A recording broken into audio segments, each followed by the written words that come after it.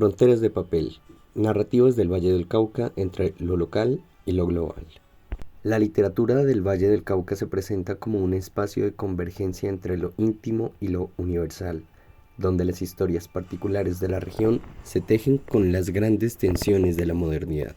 A través de sus textos, los autores vallecaucanos despliegan una doble capacidad, la de indagar entre los intersticios de su entorno local, capturando sus matices culturales y sociales, y la de trascender estos límites para insertarse en debates globales sobre la identidad, marginalidad y transformación. Este ensayo, bajo el título Fronteras de papel, narrativas del Valle del Cauca entre lo local y lo global, examina cómo estas obras habitan un espacio literario que, lejos de ser insular, configura un diálogo vibrante entre lo regional y lo universal, lo anclado y lo itinerante. En la esquina del editor, Manuel Zapata Olivella se posiciona como un puente entre las narrativas afrocolombianas y el panorama literario latinoamericano, rescatando voces silenciadas y articulando memorias colectivas desde el margen. Su obra trasciende el ámbito editorial para erigirse en una plataforma de resistencia cultural que desafía la hegemonía de los discursos dominantes. Así, el Valle del Cauca emerge no solo como un escenario literario, sino como un punto de inflexión desde el cual la literatura se convierte en ese vehículo de reivindicación y transformación. De manera contrastante, Coleccionista de polvos raros de Pilar Quintana explora la fragmentación de la experiencia humana mediante relatos que exudan una brutal intimidad. Sus personajes, a menudo atrapados en los márgenes de la sociedad vallecaucana, encarnan conflictos profundamente locales que al mismo tiempo resuenan con preocupaciones universales: el género, el poder, la alineación. Quintana no solo narra historias, disecciona las estructuras sociales desde su núcleo, tejiendo una narrativa que dialoga con los desafíos de un mundo en constante cambio. El ensayo Literatura y Subdesarrollo de Antonio Cándido, por su parte, aporta un marco de análisis que resulta indispensable para abordar textos como Rosario Benavides, de Gregorio Sánchez Gómez. En esta novela, la vida de un personaje marginal no es solo un reflejo de las desigualdades locales, sino una exploración de las contradicciones inherentes al subdesarrollo como fenómeno global. Este enfoque se enriquece con la mirada incisiva de Vera Sachs en Mis respetables jefes, donde las jerarquías laborales se desnudan con microcosmos de estructuras de poder más amplias, exponiendo los hilos invisibles que conectan lo local con lo global en una red de opresión y resistencia. Asimismo, Sor Terrible de Hernán Hoyos y La identidad y la máscara de Rosalba Campra amplían el espectro de reflexión al abordar la identidad desde perspectivas contrastantes. Hoyos recurre a la sátira para desentrañar las hipocresías de una sociedad en transición, mientras que Campra desmenuza las dinámicas culturales que oscilan entre la autenticidad y la performatividad. En ambos casos, la identidad se revela como un campo de batalla en el que lo local se enfrenta a las fuerzas homogenizadoras de la globalización, sin perder de vista las complejidades internas que definen al sujeto vallecaucano.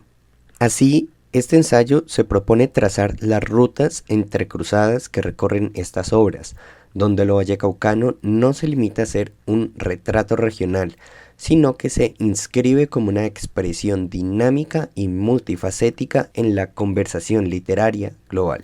Las fronteras de papel de estos textos no son límites rígidos, sino umbrales que invitan al lector a habitar un espacio donde las tensiones entre lo propio y lo universal no se resuelven, sino que se potencian en un acto creativo continuo. La literatura del Valle del Cauca destaca por su capacidad para crear mundos que cambian raíces locales con cuestiones universales. En La esquina del editor, Manuel Zapata Olivella presenta la literatura como un acto político que busca dar voz a quienes históricamente han sido silenciados. En sus palabras, el editor, más que un intermediario comercial, es un activista de las ideas. Su trabajo no solo consiste en distribuir libros, sino en liberar palabras atrapadas en el silencio. Aquí, la figura del editor no se limita a un rol técnico, sino que adquiere un carácter simbólico, representando la resistencia cultural frente a las exclusiones históricas. En otro pasaje, señala, la memoria de un pueblo no es su pasado, es su fuerza, para construir su futuro. Contar estas historias es evitar que desaparezcamos como cultura. Estas ideas convierten a la literatura afrocolombiana en un motor de transformación que conecta al valle con una narrativa más amplia de resistencia en América Latina. Por su parte, coleccionista de polvos raros de Pilar Quintana se sumerge en las fracturas de la experiencia humana con una crudeza que no rehúye la incomodidad. Sus historias exploran las márgenes de la sociedad vallecaucana y las cicatrices que marcan a sus personajes. Quintana escribe, la arena de sus zapatos, el polvo en su cama, no eran suciedad, eran las marcas de las ausencias que pesaban más que los cuerpos.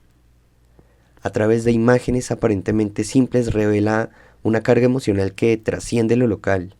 Más adelante afirma, aquí todos estamos huyendo, aunque no sepamos hacia dónde. Este lugar, estas vidas, son solo estaciones de paso. Con estas palabras, Quintana captura la alineación de sus personajes, reflejando un malestar que conoce la intimidad de sus historias con las inquietudes de una modernidad fragmentada. Antonio Cándido, en La literatura y subdesarrollo, proporciona un marco de análisis para obras como Rosario Benavides de Gregorio Sánchez Gómez. Según Cándido, la literatura no es un lujo de las sociedades desarrolladas, sino una necesidad de que buscan comprenderse a sí mismas en medio de sus contradicciones. Esta afirmación ilumina el viaje de Rosario, un personaje que representa las tensiones entre la resistencia y la desesperanza en un contexto de desigualdad. Sánchez Gómez describe a su protagonista como un cuerpo que vaga entre la miseria y el olvido, pero que aún guarda la fuerza de los sueños que no se resignan a morir.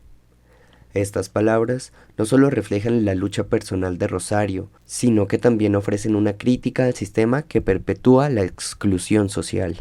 En Mis respetables jefes, Vera Sachs disecciona las jerarquías laborales con una mezcla de humor e incisividad. En una obsesión memorable escribe, el jefe siempre lleva una sonrisa, no porque fuera amable, sino porque sabía que su risa era una forma de poder. Este comentario revela las sutilezas de poder en el espacio laboral, conectado con lo cotidiano, con las estructuras opresivas más amplias. Más adelante añade, aquí el respeto no es una cualidad, es una moneda de cambio, un precio que pagamos para mantenernos en pie. Sachs articula una crítica que trasciende el ámbito local y aborda las dinámicas del sistema laboral global. En Sor Terrible, Hernán Hoyos utiliza la sátira para exponer las contradicciones de una sociedad atrapada entre la tradición y el cambio. Una de las frases más llamativas de la obra es: ser santa no es difícil, lo difícil es serlo en un pueblo que ve el pecado en cada sombra. Este comentario, mordaz, ilumina las hipocresías de una moralidad rígida. Más adelante, Hoyos apunta, la fe aquí no se reza, se negocia, encapsulando las complejas relaciones entre la religión y el poder en un contexto de transición social. Finalmente, La identidad y la máscara de Rosalba Campra ofrece una reflexión sobre las dinámicas culturales que moldean la autenticidad. Campra escribe, la máscara no oculta, revela lo que queremos ser y lo que el mundo espera que seamos.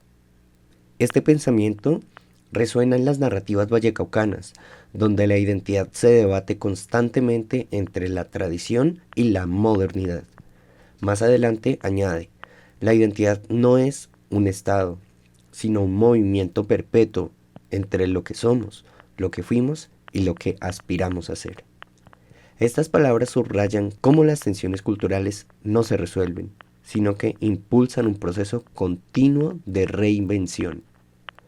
En conjunto, estas obras revelan al Valle del Cauca como un espacio literario dinámico que, lejos de ser estático, establece un puente entre lo local y lo global. Las narrativas aquí no solo describen una región, sino que dialogan con el mundo, ampliando las posibilidades de lo que significa pertenecer y trascender. Como conclusión, desde la resistencia cultural que Manuel Zapata Olivella plantea en La esquina del editor, donde el acto literario se convierte en un acto de liberación de las voces silenciadas, hasta la cruda intimidad de Coleccionista de polvos raros de Pilar Quintana, que expone las fracturas sociales y existenciales de personajes atrapados en la marginalidad, los relatos vallecaucanos revelan la complejidad de un contexto marcado por las contradicciones del subdesarrollo, la opresión y la búsqueda de identidad. En este sentido, la literatura vallecaucana no se limita a ser un testimonio regional, sino que se configura como un ejercicio crítico que responde a los desafíos globales de una modernidad que fragmenta las vidas de los individuos mientras intenta homogenizarlas. Los textos de los autores como Gregorio Sánchez Gómez, con Rosario Benavides, y Vera Sachs, con Mis respetables jefes, amplifican las tensiones sociales y las desigualdades estructurales que atraviesan en el valle, reflejando cómo las jerarquías de poder locales se conectan con las dinámicas más amplias de un sistema global. La historia de personajes como Rosario, que lucha por mantenerse a flote entre la miseria y el olvido, o los trabajadores de Sachs, que navegan en un mar de jerarquías impersonales, son poderosos recordatorios de cómo lo local se entrelaza con las estructuras globales de dominación y resistencia.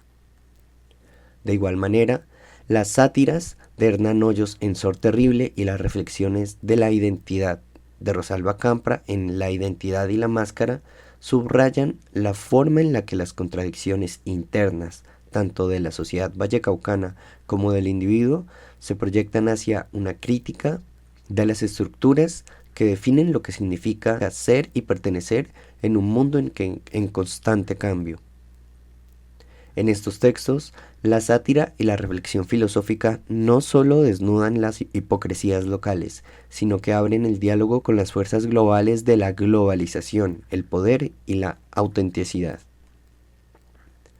El concepto fronteras de papel al que alude este ensayo trasciende la noción de un límite físico y geográfico y se convierte en un umbral literario, un espacio de resistencia y diálogo donde las voces vallecaucanas se entrecruzan con las grandes preguntas universales.